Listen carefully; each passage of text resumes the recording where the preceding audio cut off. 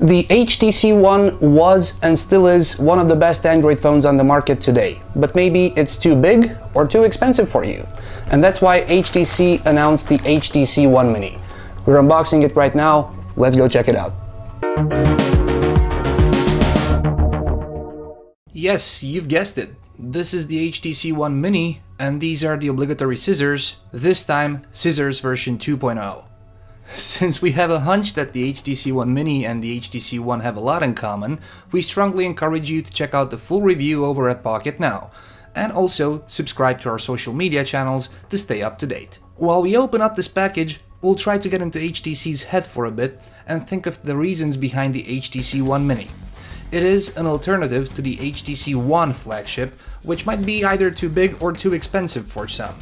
And let's not forget, since the One directly competes with the Samsung Galaxy S4, the One Mini will continue the tradition and try to beat the Galaxy S4 Mini, which we also reviewed on Pocketnow. So here's the box, and it's a generic box, pre-production / demo box. Your unboxing experience will definitely vary once you get this phone from your store or carrier. The contents of the box shouldn't be too different though, so let's dive in and see what's inside. There's the phone itself, which we'll place to the side just for a little bit and see what else is bundled. No literature, which is good, but there will be definitely some pros in the final retail packaging. There's a charger, this time with a European plug.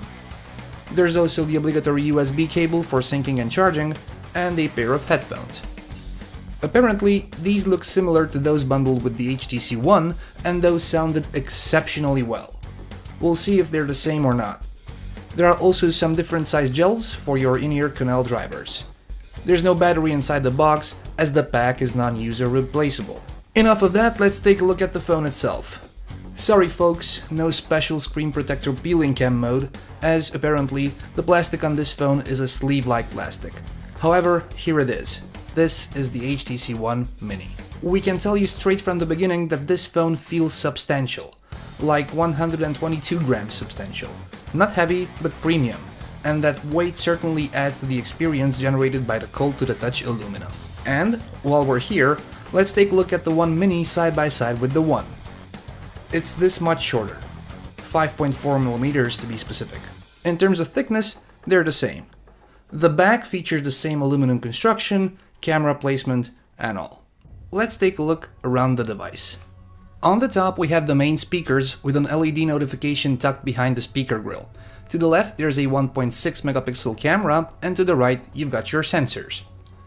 Below you'll find a 4.3-inch display with 720p resolution and a pixel density of 342.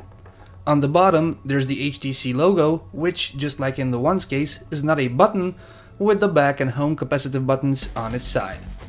Further down there's your secondary speaker, which, together with the top one, is part of HTC's boom sound, which will extensively compare to the one on the HTC One.